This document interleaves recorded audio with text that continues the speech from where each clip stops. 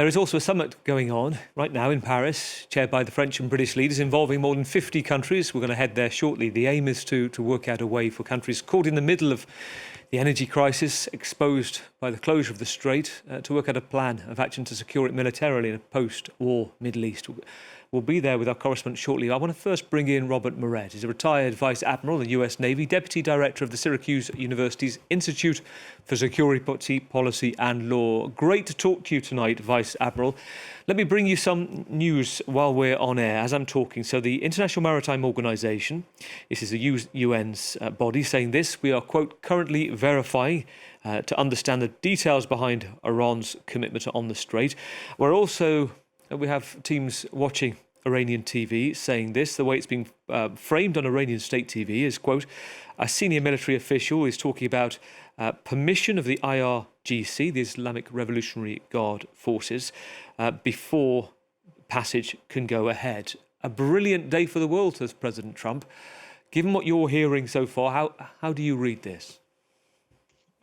Well, yeah, Gavin, I think we all have to view both of the things you mentioned as positive developments, and we would hope that it is good to see that Iran is reopening the straits and making them available for freedom of navigation, notwithstanding what Washington's position might be at the moment. And also, as you alluded to, the meeting in Paris today with Prime Minister Starmer and President Macron and the 40 nations that are virtual attendees at this meeting for a long-term defensive mission to secure the straits and make them free and open is a positive step. So I think these are both in the right direction.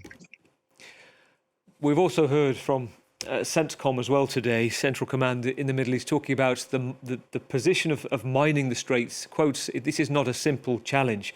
Just give us an expert in the field view of the strait itself, the kind of task ahead, not just for demining, but if there is going to be a post-war operation, what you would envisage.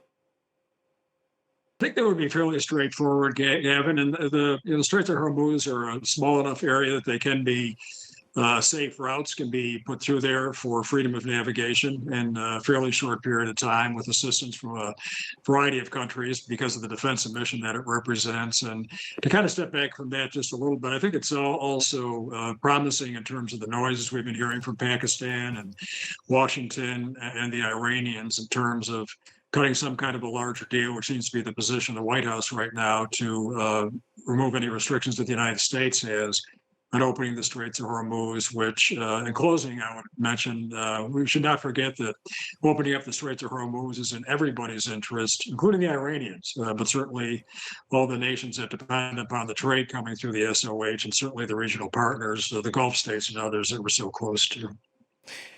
When we heard last Sunday, Vice Admiral, from President Trump saying that there is this effectively a double blockade, a blockade on Iranian ports, which is still in place right now, and there was a lot of confusion about how it might work. And one of the issues would be that the reliance on China for buying its energy, its oil, and strangulation of its trade. Is this a chapeau moment for President Trump to some extent? Have they got the calculation, the calibration right here? I think there's been a lot of emergent calculations that the administration has had to make since the campaign started, more than going back a month and a half now. Having said that, I think it's encouraging to see the noises that are being made by the principal actors, the stakeholders, and finishing. Where we are now is what I would describe as a tale of two truces. Your previous correspondent just had a really good report relative to where we are with Lebanon, and it's very good to see the Lebanese government stepping up and trying to get some additional deals in what's fraught in terms of their relationship with the Israelis and Hezbollah. At the same time, it's encouraging to see the noises that are being made in terms of lifting the United States blockade now that the Iranians have done it, and statements from the White House where they expect to see some kind of a finalized agreement, which will hopefully be longstanding here in the next few days. We are seeing within this kind of flurry of Trump Truth Social messages, and to which a lot of world diplomacy relies on these first takes from President Trump, talking about the NATO, he said, being in touch about the Strait of Hormuz in a post-war situation, saying that they weren't there at the time, suggesting that he might not be interested this time. How essential do you see it that it is the US and this coalition of the willing working together here? I think that's absolutely essential. I think it will have to be. I think that's, the maritime tactics, the maritime operational dimensions of this will also make it almost automatic or forceful, I would say, that the 40-nation coalition of the willing that the UK and France have taken the lead of putting together for defensive assurance relative to transiting in the Straits of Hormuz. There's going to have to be a United States role in this. And these are navies that are very comfortable working with each other. I mean, people like me and so many of the others that are serving in the United States Navy now have had careers of close operational interaction at the tactical and operational with other NATO naval forces. And it's something we're very accustomed to. And the procedures that would be used for any such operation in the Straits of Hormuz are NATO procedures, which is what we use for any international coalition operation. So that would be that'd be a major force of physics as well, I would say. When you look at the situation in terms of leverage right now, who do you think has the upper hand if talks perhaps proceed to Pakistan, the Iranian regime, or President Trump? I would hope that it's about even. In all these kind of standoffs that we have for negotiations, you're always looking for one side to have more leverage than the other. The best kind of deals that are made diplomatically or in just about any other kind of situation is where both sides are equally unhappy, as we say it. And I think right now there's leverage on both sides, but it's certainly in the interest of both Iran and the United States and all the other partners we have in the region, specifically the Gulf states and so on, to have some kind of a arrangement that would extend the 2-week truce that we're in the middle of right now for a much longer period, and certainly in the interest of the international community to open up the Straits of Hormuz as soon as we can.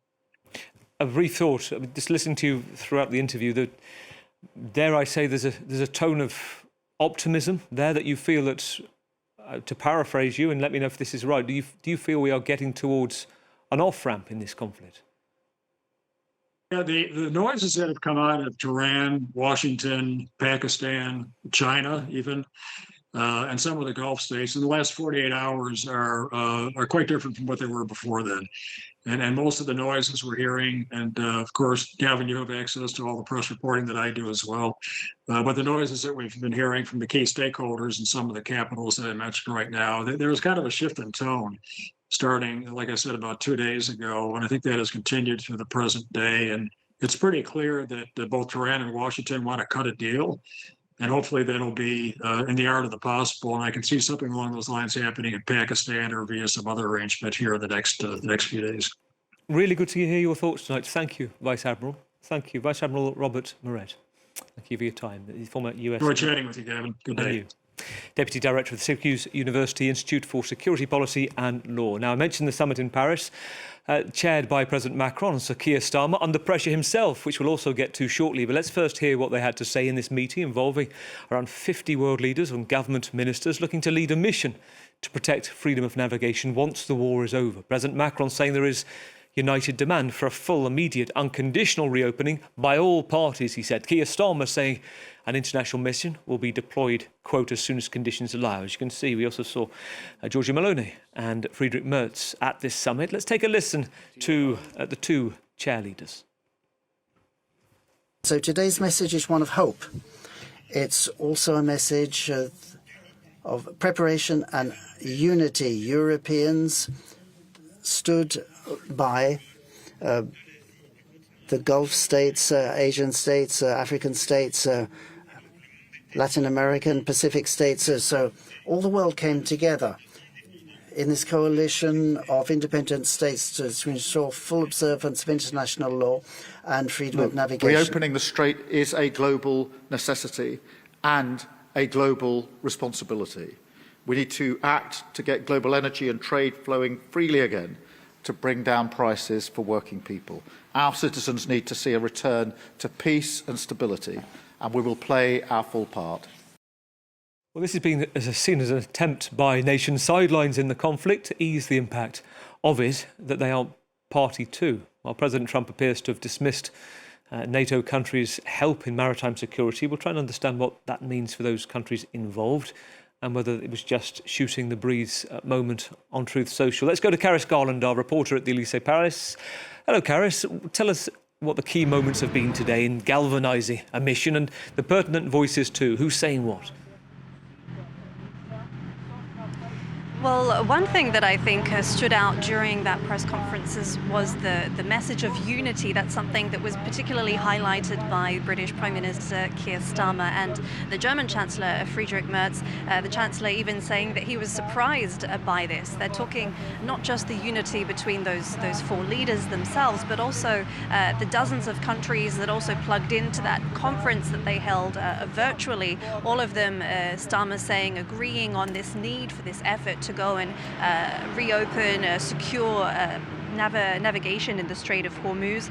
Something else that they, of course, agreed upon was the nature of this mission, that it needed to be defensive, and that, it couldn't go ahead right away as conditions are now. They've long insisted on the need for there to be a permanent ceasefire. Keir Starmer said this mission would take place as soon as conditions allow. One thing that perhaps the leaders didn't agree on, particularly France and Germany, was the neutrality of this mission. The Elysee and Emmanuel Macron had said that this needs to be independent. No belligerent states can take part, i.e. the United States or anyone else that's party to this war. Whereas Friedrich Merz said that it would be desirable to have the US on board. And he said this because he said it wasn't, he didn't want the Iran war to become another stress test for transatlantic relations, which we know have been quite strained in recent weeks and months with the US president. It's unclear if the US was slighted by being left out of this meeting, but as you mentioned, we have seen a number of posts to social media from the US president, including one where he takes aim at NATO yet again. He said, NATO has just called me. I told them to stay away. They asked me if I needed help. I said to stay away. NATO was useless when needed. Again, saying that phrase that he said very often, paper tiger. But in any case, some might say that this mission was a response to President Donald Trump, who's criticized European and NATO allies for not joining the war with Iran. But the Europeans did also stand firm and want to make their interests known in this conflict. It's a very interesting point, because we just heard from Vice Admiral, the retired Robert Murrett, saying that it would be essential for NATO countries, for this coalition, plus the US, to be able to clear the strait. He said if Gavin, they're together. I've lost contact with you in this studio, but I will tell you a little bit more about the mission itself. Details are still emerging and coming together. One priority that was highlighted by Prime Minister Giorgia Meloni was the need to liberate the ships that have been trapped in the Persian Gulf for weeks now. At the time of the US-Iran ceasefire coming to effect, that was more than 800, and the concerns of those 20,000, I believe, seafarers stuck there was addressed during this conference at the Elysee Palace. Another big concern is making sure there are no mines in the waterway.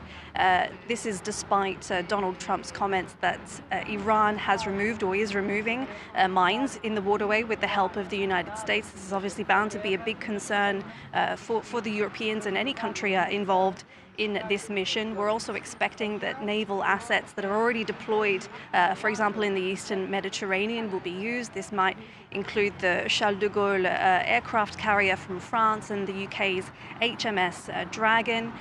More than a dozen countries, the leaders said, have offered to participate, but we will know more about the composition of this multinational force next week during a meeting in London. Keris, thank you. Keris Garland in the Elysee. Now let's